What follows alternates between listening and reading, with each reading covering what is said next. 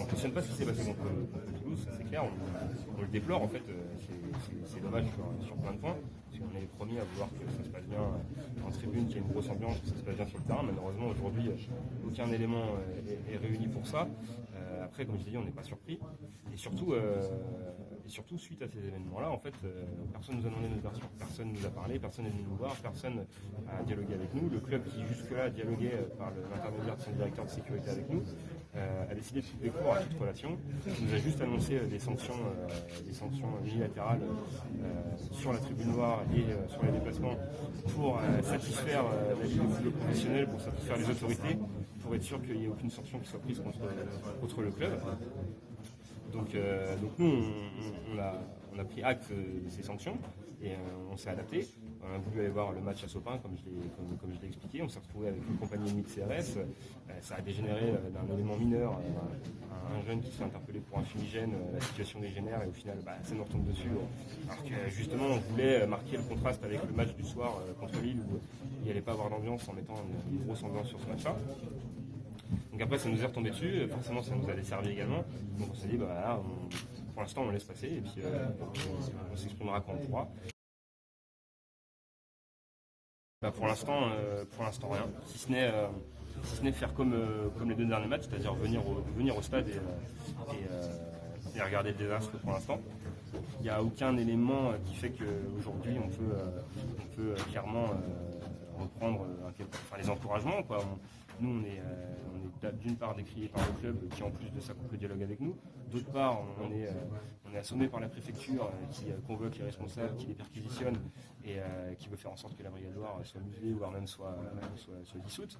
Donc voilà, on a les joueurs au milieu de ça, avec Ryu qui est venu voir les supporters là, sur le match de Guingamp. On a les joueurs au milieu de ça qui, eux, souhaitent que les encouragements reprennent. Mais la situation est plus compliquée que ça. C'est pas juste chanter ou pas chanter. Il y a un moment où il faut que nous, on sache exactement où on en est. Il faut qu'on ait un interlocuteur au sein du club. Et je l'ai dit, ça sera plus le directeur de sécurité, enfin du moins pas pour nous.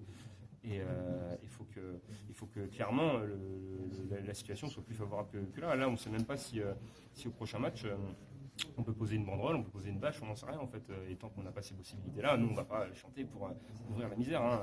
S'ils ne nous donnent pas les moyens, s'ils veulent nous voir morts, on ne va pas leur faire plaisir en allant chanter en tribune pour sauver les meubles, quoi. C'est vrai qu'on nous demande souvent est-ce que vous voulez voir le club descendre, ça vous ferait pas chier, même voilà, si Kita s'en va, le club va redescendre en CFA, enfin un dépôt de bilan, on nous annonce plein de trucs. Ce qui est sûr, c'est que moi aujourd'hui, c'est mon avis personnel, je pense que je préfère encore voir le club en Ligue 2 dans d'autres mains et qui se construit un avenir plutôt qu'en Ligue 1 à peiner pour se maintenir et à stagner, voire à rétrograder jusqu'à attendre la date fatidique où on redescendra, où on retombera.